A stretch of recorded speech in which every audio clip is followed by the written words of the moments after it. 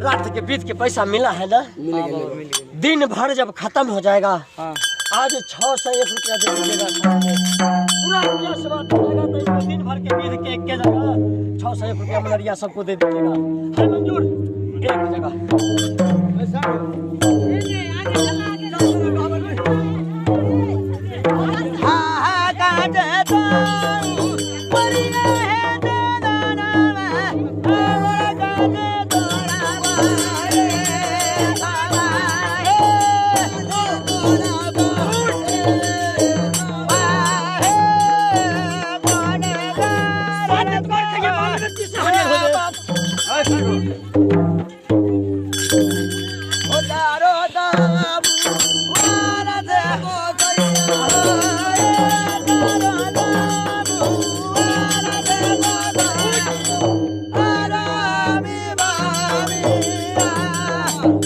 सेवक 2 दिन 4 दिन कोई के खिया दे भी और ओकरा बाद ओकर टाटी लगा दे भी मुंह में तो भूखे कई दिन रहते सेवक तोरा दूरा पर। दूध लड्डू हर पूर्णिमा के तू अपना धरती पर दे पूजा। हाँ दूध लड्डू हाँ और घी दूध हमारा लड्डू दे भी शक्ति होते जितना शक्ति होता उतने दिया ही ले। सब व्यक्ति अच्छत के खाइए ठीक हो जाए। हाँ और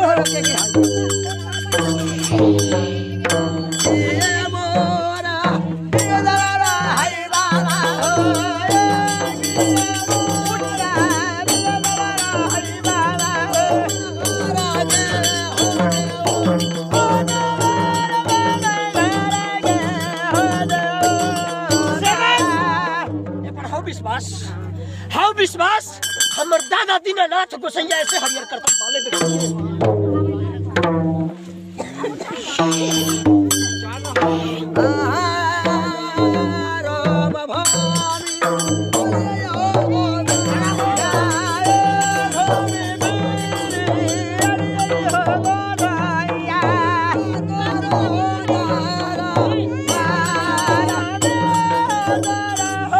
जीवन में मांस मछली ना खाई है कहियो ना। जब तक जीवे तब तक ना खाई है। जितना दिन हमारे मालिक के अच्छा चलता है उतना दिन 2.5 गो दाना खाई है।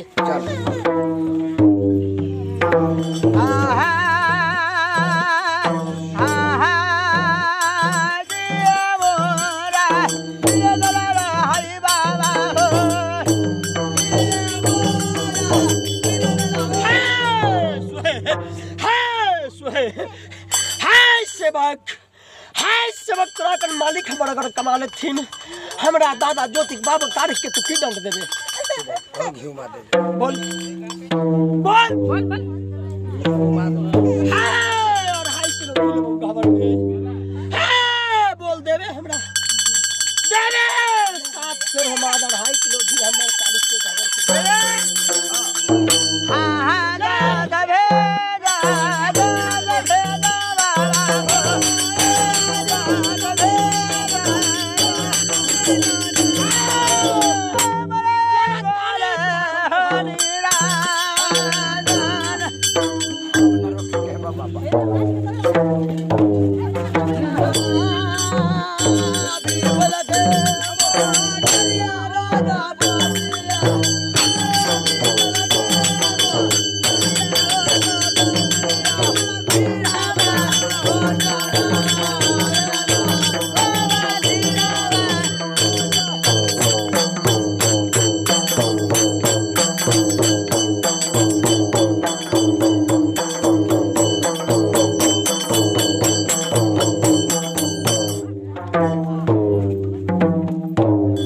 रोता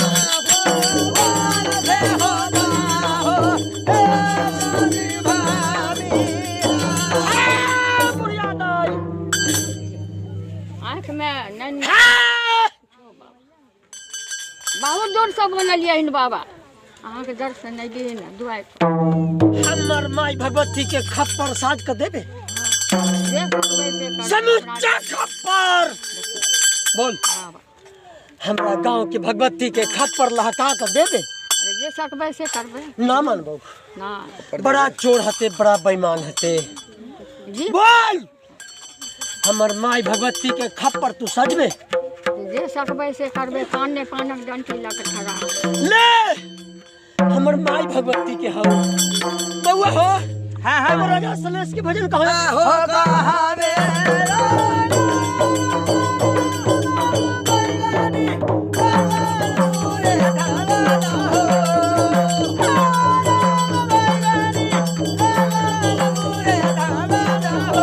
वाले व्यक्ति के अच्छा था कोई व्यक्ति के मांस मछली ना खाए के घर कोई खाई के कोई ना